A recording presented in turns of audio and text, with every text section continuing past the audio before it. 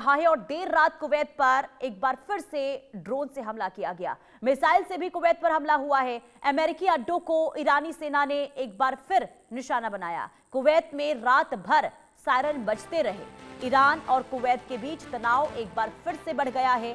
हालिया घटनाक्रम पर नजर डालें तो ईरान पर कुवैत को निशाना बनाकर ड्रोन और मिसाइल हमले करने के आरोप लगते रहे हैं, जिससे कुवैत अंतर्राष्ट्रीय हवाई अड्डे समेत कई नागरिक ठिकानों को नुकसान पहुंचा।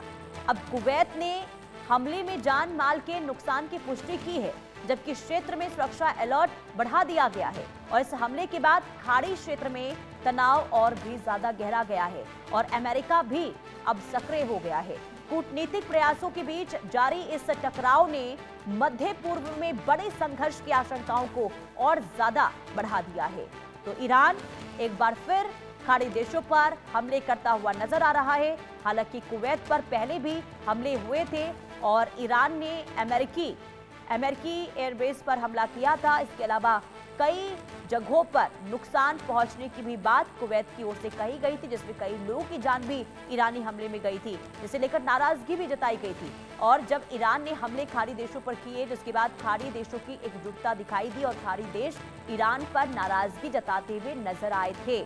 और एक बार फिर से कुवैत पर हमला हुआ है। मिसाइल से हमला हुआ, ड्रोन से हमला किया गया। अमेरिकी अड्डों को ईरानी सेना ने एक बार फिर निशाना बनाया है, यानी कि हालात इससे और भी ज्यादा गंभीर होते हुए नजर आ रहे हैं। एक तरफ कूटनीतिक बातचीत चल रही है अमेरिका और ईरान के बीच में, और दूसरी तरफ ईरान ने एक बार फिर से हमले शुरू कर दिए हैं और ये हमला कुवैत पर हुआ है।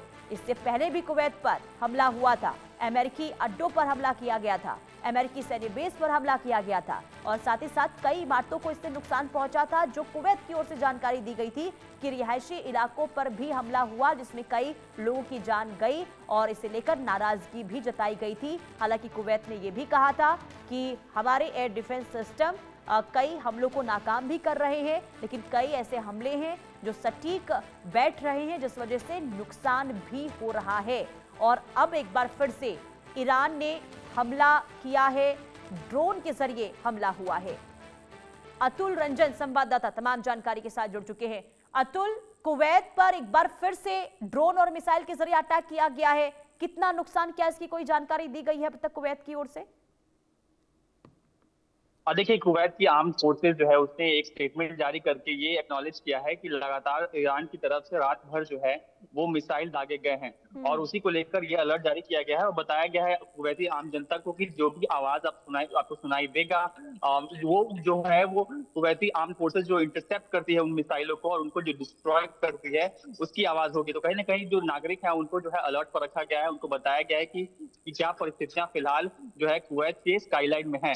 लेकिन मैं बता दूं कि जो हमला आप देख रहे हैं ये उसके तब आया है जब यूएस भी जो है वो ईरान के कई इलाकों में जो है वो लगातार हमले कर रहा है। इनफैक्ट ईरान के जो कई सेंसर पॉइंट है जहां से वो अमेरिकी मिसाइलों को इंटरसेप्ट करता है, ऐसे कई सेंसिंग पॉइंट्स को भी जो है यूएस हमले कर रहा है लगातार। तो ये हम देख रहे हैं कि जो टेम्पररी पीस जो बना था तीनों देशों के बीच, वो कहीं ना कहीं एक बार फिर से खतरे में दिख रहा है।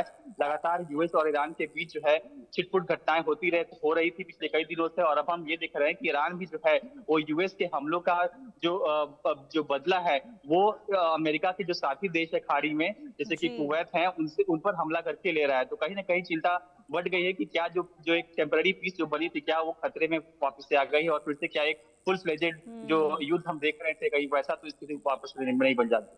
और अतुल, ईरान ने ये पहले ही क्लियर कर दिया था कि अगर अमेरिका की ओर से हमला होता है तो फिर खाड़ी देशों पर हमले करके इसका जवाब दिया जाएगा। दूसरी बात ये भी कही गई थी ईरान की ओर से कि अगर किसी भी देश की जमीन का इस्तेमाल ईरान पर हमले को लेकर होता है तो फिर आगे हालात खराब होंगे। और ऐसी स्थिति में, क्योंकि यूएस, जहां एक तरफ देखिए अमेरिका और ईरान के बीच बातचीत हो रही है, दूसरी तरफ यूएस हमला कर रहा है, ईरान पलटवार कर रहा है, तो आगे अब क्या इस जंग की स्थिति बनती हुई नजर आ रही है?